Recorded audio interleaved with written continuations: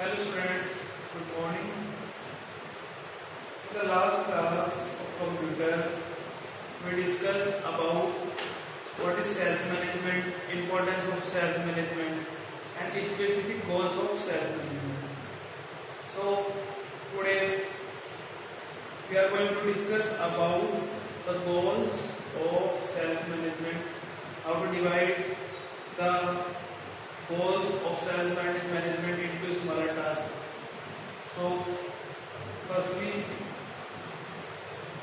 you will open page number 41 in your computer book, and here is the point: break down goals into smaller tasks. So here the first point is specific.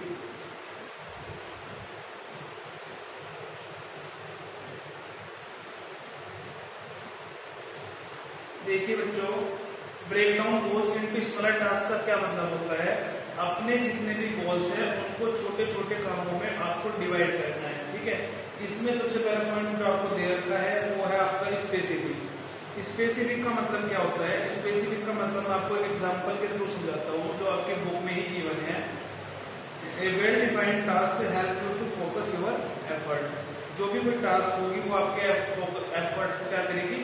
Focus करेगी, मतलब अपनी मेहनत को focus करेगी। कहने का मतलब ये है, for example, instead of saying I will cover my syllabus in time, आप ये कहने की बजाय कि मैं अपना सिलेबस टाइम पे कवर कर लूंगा, तो इससे अच्छा क्या रहेगा? A more specific task would be. तो इससे बेटर जो रहेगा, I will complete subject A by tomorrow.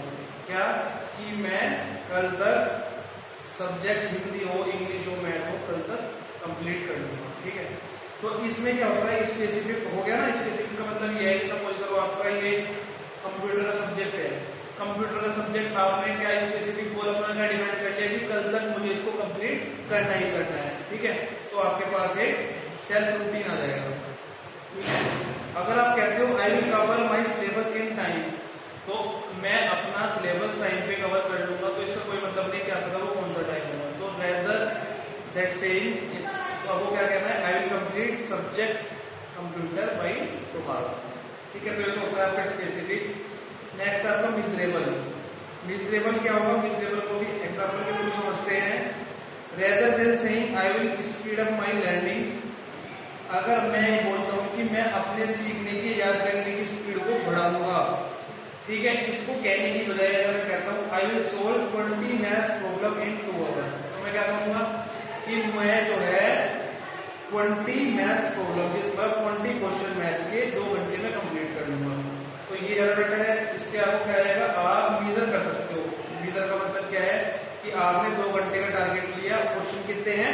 20, तो 2 घंटे में 20 क्वेश्चन आपको कंप्लीट करने हैं। और अगर इसकी जगह आप ये बोलते हो I will speed up my learning, ये तो सिर्फ कहने वाली बात है कि मैं अपनी स्पीड को बढ़ाऊंगा। अब ये नहीं पता वो कब बढ़ेगी कब नहीं बढ़ेगी, तो इसमें हम मेजर नहीं कर सकते कि आपकी स्पीड कितनी बढ़ रही है कितनी नहीं बढ़ रही। आपको अपनी स्पीड का जब पता चलेगा जब आप 20 क्वेश्चन 2 आवर्स में कंप्लीट करेंगे। ठीक है, तो ये होता है पॉइंट मेजरेबल। नेक्स्ट है आपका अचीवेबल। अचीवेबल में क्या होता है? इसका एग्जांपल देखते हैं। I will learn this whole poem in 1 hour, मैं इस पोएम को 1 घंटे में लर्न कर लूंगा। ठीक है, एक तरीका तो ये होता है कहने का। दूसरा तरीका क्या है? I will read this poem 5 times now. ठीक है, एक अब आपने अचीवेबल का मतलब क्या है कि आपको उस चीज को अचीव करना है, प्राप्त करना है। तो आपको ये नहीं कहना I will learn this poem in 1 hour, मतलब मैं इस पोएम को 1 घंटे में याद कर लूंगा। आपको ये नहीं कहना। आपको अचीव करने के लिए इसको क्या करना होगा? I will read this poem 5 times now, मतलब मैं इस पोएम को 5 बार पढ़ूंगा। ठीक है, जब आप उसको 5 बार पढ़ेंगे, 6 बार पढ़ेंगे, तो वो अपने आप उसको अचीव कर सकते हैं। उसके बाद है आपका रियलिस्टिक। रियलिस्टिक में क्या होता है? Rather than saying I will devote 8 hours to my studies. Devote होता है किस चीज पे? समर्पित हो जाना, डेडिकेट हो जाना। तो I will devote 8 hours to my studies, मतलब आफ्टर स्कूल एवरी डे। आपने इसमें आपने बोला है किसने कि मैं जो है स्कूल टाइम के बाद 8 घंटे स्टडीज को, अपनी पढ़ाई को दूंगा। तो इसको कहने के बजाय मोर रियलिस्टिक गोल क्या होगा? आई विल स्टडी 3-4 आवर्स रेगुलरली, मतलब मैं 3 से 4 घंटे रेगुलर रूटीन में पढ़ूंगा। ठीक है, अगर आप ये कहते हो रियलिस्टिक का मतलब क्या है? रियलिस्टिक का मतलब है जो वास्तविकता है वो देखिए। I will devote 8 hours to my studies after school every day. मतलब 8 घंटे स्कूल टाइम के बाद रोज देना स्टडी को पॉसिबल नहीं हो पाता, तो इसमें रियलिस्टिक वाली कंडीशन कहीं से कहीं तक आपको नहीं लगेगी। हाँ, अगर आप इसके बदले ये बोलोगी I will study 3 to 4 hours regularly या I will study 2 to 3 hours regularly, तो वो आपकी टाइम लिमिट के ऊपर डिपेंड करता है। ऐसा नहीं है आप 3 से 4 घंटे रेगुलर रूटीन एक ही दिन में बना लेंगे। पहले आपको क्या करना होगा, 1 घंटा, फिर 1.5 घंटा, फिर 2 घंटा, ठीक है। तो ये होता है रियलिस्टिक, मतलब जो दूसरा पर्सन सुन रहा है, थर्ड पर्सन, उसको भी ये लगे कि हाँ कि ये सच में रियल ही बोल रहा है। अगर आप किसी को बोलोगे, आपसे कोई पूछते कि आप कितने घंटे स्टडी करते हो, आपने स्टार्टिंग में बोल दिया कि स्कूल टाइम के बाद मैं 10 घंटे पढ़ता हूँ, तो कहने का मतलब जो है 6 घंटे तो आपके स्कूल में यूटिलाइज हो जाते हैं, उसके बाद 10 घंटे आप घर में पढ़े, 16 घंटे पढ़ रहे हैं। तो ये अगला भी सुन के क्या बोलेगा कि ये एक्चुअल में सही नहीं बोल रहे, गलत बोल रहे हैं, ठीक है। तो रियलिस्टिक वाली कंडीशन की यहाँ पे ये होती है। उसके बाद आता है आपका टाइम बाउंड। टाइम बाउंड का मतलब क्या है? For example, rather than saying I will complete this chapter, अब आप क्या कहते हो कि मैं इस चैप्टर को कंप्लीट कर लूंगा। आप बस कोई टाइम पीरियड में आपने बता दिया कि बस चैप्टर को कंप्लीट कर लूंगा, लेकिन आप इसके बदले अगर ये बोलते हो I will finish this chapter by 8 PM, मैं रात के 8 बजे तक इस चैप्टर को फिनिश कर दूंगा, तो यहाँ पे आपके पास टाइम बाउंड की कंडीशन आ गई क्या कि 8 बजे तक आपको ये कंप्लीट करना ही करना है, ठीक है बच्चों। तो इसका मतलब ये है कि आपने अपने टास्क को डिफरेंट गोल्स में डिवाइड कर दिया। डिफरेंट गोल्स में डिवाइड करने के बाद आपने उसको स्पेसिफिक, मेजरेबल, अचीवेबल, रियलिस्टिक और टाइम बाउंड के अकॉर्डिंग अपना गोल सेट कर लीजिए, ठीक है। उसके बाद आता है टाइम मैनेजमेंट। टाइम मैनेजमेंट का मतलब है कि आप अपने टाइम को कैसे मैनेज करते हो, कैसे अपने टाइम की प्लानिंग करते हो, ठीक है, कैसे अपने वर्कलोड को घटाते हो, कैसे अपना डेली रूटीन बनाते हो, ठीक है। तो इसमें क्या होता है, सबसे पहले a good work plan enables you to start being realistic about how much work you can take on, how much time it will take and what activities will it involve. For example, when you get your exam date sheet, जब आपके पास आपकी exam date sheet आती है, मैं ये बात कर रहा हूँ प्लानिंग की, ठीक है। तो प्लानिंग के अंदर क्या होता है, टाइम मैनेजमेंट में सबसे पहला पॉइंट दिया हमारा प्लानिंग। तो प्लानिंग में क्या होता है कि जब आपके पास आपकी एग्जाम डेट शीट आती है, प्रिपेयर स्टडी प्लान, तो आप क्या करते हो, स्टडी प्लान को बनाते हो, मतलब अपना टाइम रूटीन बनाते हो, किस किस तरह से आपको पढ़ना है। Write down how many exams you have and the days on which you have to take them, ठीक है। आपको लिखना है कि कितने एग्जाम आपको देने हैं, ठीक है, और कौन कौन से उनके देने हैं। Then organise your time accordingly, फिर अपना टाइम जो है उसी के अकॉर्डिंग आप क्या करेंगे, सेट करेंगे। You may want to give some exam more study time than others, आपको कुछ सब्जेक्ट्स को, कुछ एग्जाम को कुछ मतलब ज्यादा टाइम देना पड़ेगा पढ़ने के लिए। जैसे मैथ्स होता है, मैथ में आपको ज्यादा टाइम देना पड़ता है और सब्जेक्ट के मुकाबले, ठीक है। तो इस तरह की प्लानिंग है। अगर मैं मतलब आप स्टूडेंट हैं, आपके अकॉर्डिंग बात करता हूँ, तो आप जो है केवल स्टडी की, एजुकेशन की प्लानिंग बना सकते हैं। आपके पेरेंट्स जो है वो घर की प्लानिंग बनाएंगे, घर को कैसे चलाना है, ठीक है। उसके बाद है आपका second point, estimate time required for each task, मतलब प्रत्येक कार्य करने के लिए एस्टिमेट टाइम रिक्वायर्ड होना चाहिए। कहने का मतलब एक लिमिटेड टाइम होना चाहिए, ठीक है।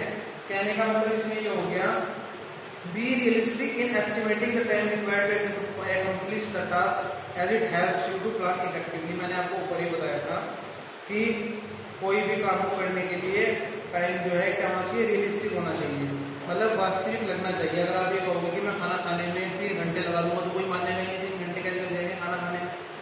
तो इसका एग्जांपल ये है, if you are participating in a debate contest, अगर आप किसी डिबेट में पार्टिसिपेट कर रहे हैं, estimate how much research time do you need, तो आपको पता होना चाहिए कि रिसर्च टाइम कितना आप लेंगे। How long will it take you to write it, आप इसको लिखने में कितना टाइम लेंगे।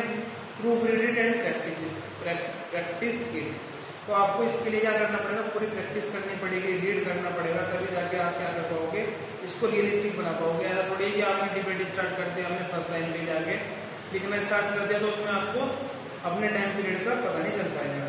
तो सेकंड आपका हो गया estimate time required for each task. Second है, सॉरी थर्ड है priorities and schedule. Priorities and schedule के अंदर क्या होता है, consider your school calendar for exam, अपने स्कूल कैलेंडर एग्जाम वाला स्कूल कैलेंडर देखिए कि आपका फॉर्मेटिव फर्स्ट कब है, फॉर्मेटिव सेकंड कब है, समेटिव फर्स्ट कब है, ठीक है।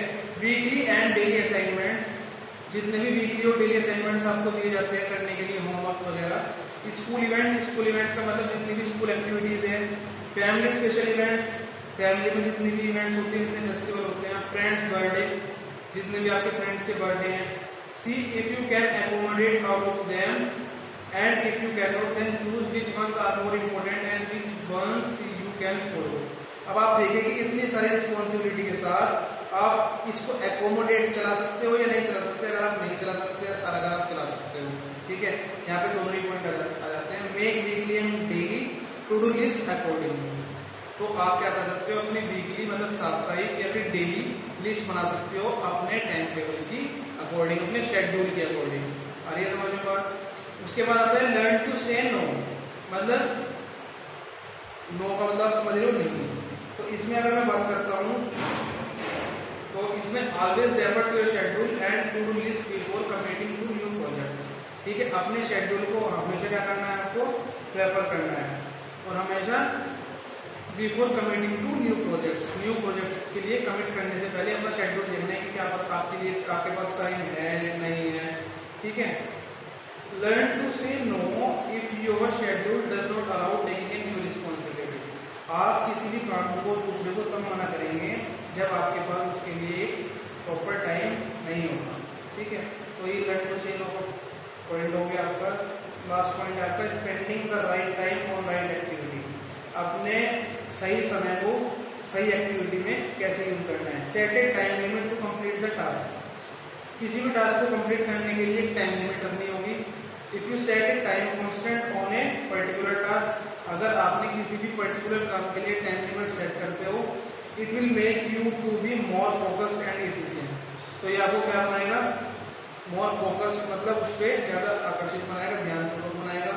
जैसे एग्जाम्पल में बात करता हूँ, instead of working on A project, एक प्रोजेक्ट पे पढ़ने की बजाय, and thinking of doing it, और इस पे सोचने की बजाय, अंटिल इट्स डन, जब तक ये नहीं हो जाता, सेट ए लिमिट ऑफ से 5 आवर्स।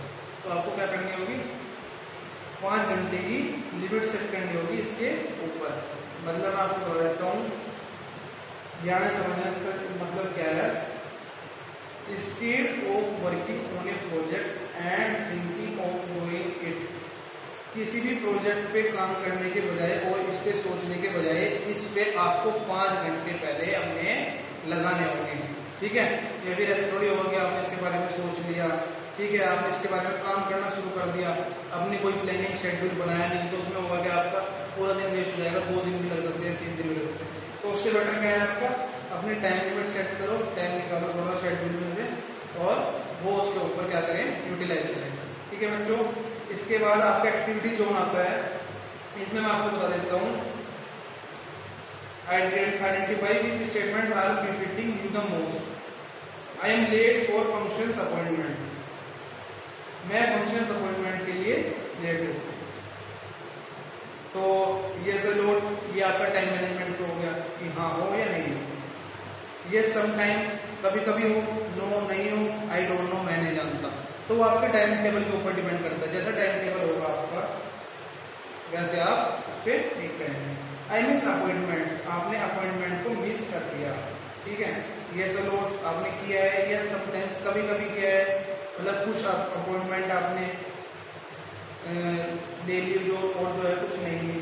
अपॉइंटमेंट से मतलब होता है, समझ लो यहाँ पे कुछ और ले लो कि आप डेली स्कूल जाते हो, तो आप क्या डेली स्कूल गए हो, जैसे लोग गए हो। ये समटाइम्स, कभी कभी गए हो, नो नहीं गए, तो इसमें आपको देखना है, ठीक है। तो इस तरह की ये एक्टिविटी टाइम आपका।